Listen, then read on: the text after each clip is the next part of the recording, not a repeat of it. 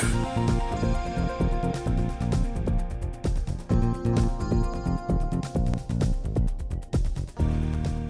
going to take you back a little bit and let you understand what was driving me towards that gold medal in that particular race. And I'd been a part of the national team for a long time, but I was kind of a late bloomer. So, yeah, by the way, I was the oldest male swimmer in the Olympics, okay? I was 32 at the time. I'm a little older now.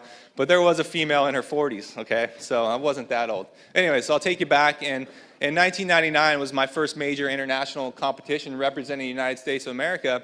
And that 400 freestyle relay was always something that the U.S. had dominated. We had all this pride. We were the best in the world, always, every single year.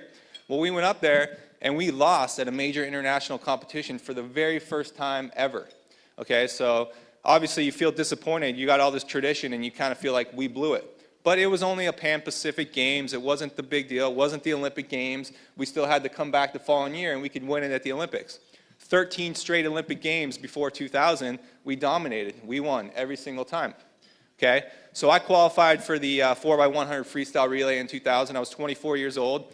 Obviously, my goal was to qualify for the 100 freestyle, which is my event, but I came in 4th place at our trials, so I didn't make my individual race, but I did qualify for that relay. So just to be a part of the Olympic team, I felt like it was such an honor, and because I didn't reach my top goal, I wasn't going to be upset about that. I'm an Olympic, you can't take that away from me. I'm always going to be an Olympian. So we went to these games, and pretty funny story. You know how the French guy said, we're going to smash him. That's what we came here to do. Well, we had this guy on our team that, he liked to talk a little bit of a trash, and that's kind of been his personality for a long time. He always did all these little antics and things, and we went up there, and we're in Australia, the dominant swimming country, and, we're a dominant swimming country. They had beat us the previous year, but we had the 4 faster guys. We were the best team. So he made a comment, said, we're going to smash the Australians like guitars. I never talked to him about it. Don't know where he came up with that or anything. It's kind of a weird comment, but so we're going to smash them like guitars, right?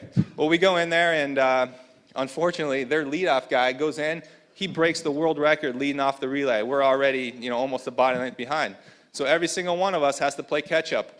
The guy, Neil Walker, jumps in. He tries to catch up. He actually passes the guy and then fades off at the end. I jump in. I pass my guy and then fade off at the end. And then the guy who talked all that trash, he jumps in. He passes Ian Thorpe. And then Ian Thorpe comes at the very last second, out-touches him, and the Australian crowd of almost 20,000 people in Sydney, Australia just went absolutely crazy.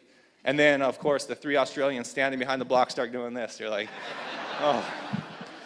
So they rubbed it in a little bit. We got these screaming fans going absolutely nuts, and I'm just like, wow. We just blew this for the United States of America. We're supposed to win. We didn't get a silver medal in my head. We lost. And it wasn't really something that I understood. Obviously, a silver medal is something that is an amazing, amazing feat. But at that time, every single one of us felt like failures. We felt like we had let down our country and we didn't come through, and all that tradition was gone. So moving on to the following year, we go to the World Championships. Once again, we get 2nd place.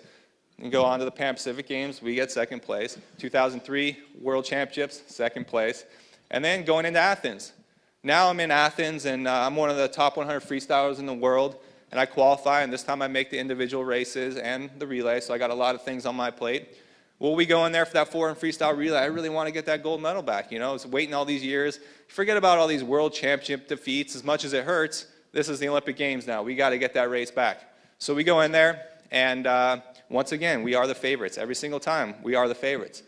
And our leadoff guy was a little sick that day and was 2 seconds behind.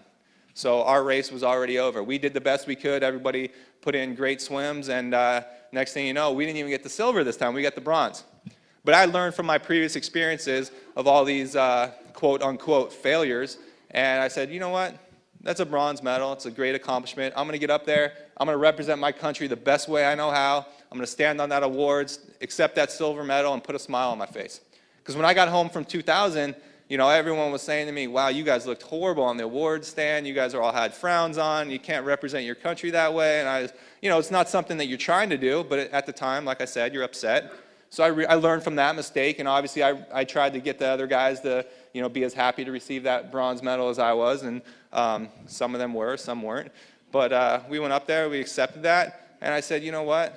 Wow, that's a tough way to end a career. I'm 28 years old, and a lot of people said in swimming, it's not like other sports. People didn't continue swimming usually past college, and maybe a couple years, and then that was it.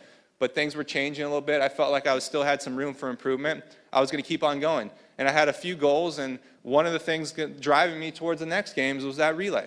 It was like, I got to get that. I got to show the world that we are the best nation, and there's something special about the United States when it comes to putting a team together.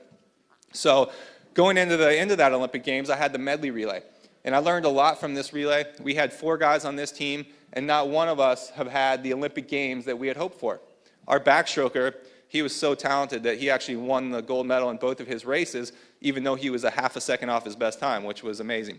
Our breaststroker had the world record in the 100 and the 200 breast, but he wound up getting a silver and a bronze medal, so he was disappointed in his 2 swims. Our butterflyer, a world record holder in the butterfly, and he wound up getting the silver medal behind Michael Phelps. And then me, I had a little, I'll tell you about this story later, but I had a disappointing swim in my 100 freestyle as well. So all 4 of us had a little disappointments, and we went out there, and we broke the world record by 3 seconds and just dominated and won that gold medal. And there was something that went on before that race. We had all 4 of these guys get together, and 3 of them actually went to the University of Texas, like in Mississippi maybe. I don't know if you guys hate Texas, I don't know. You guys are a lot closer than I am in California. But anyhow, so we got these 3 guys, and it was, they all had that camaraderie together, and I, kind of just mixed in there really well. And you could just see that these guys are pumping each other up, and I was getting in there, we were getting pumped up, and you could really feel it. These guys wanted that race for themselves, for their country, and for each other. And I never really realized that that's what you needed at the time. And I had seen our 400 freestyle relays where we which 4 guys just marched up on the blocks. Yeah, we held hands and they announced USA. We put our hands in the air. But that really didn't mean that we were 4 guys wanting this for each other and for our team. It was kind of just 4 guys swimming their part of the race. And whatever happened, happened. And I saw that come together in that medley relay, and I said, wow, that's a special feeling. I got to get that feeling to that 400 freestyle relay. But I didn't know how to do it. I might have been 28 years old, one of the older guys on the team, but that doesn't make me a leader. That doesn't make me a captain just because you're old. Some people feel like you should. But I never had that personality. And it was something that, I had to develop.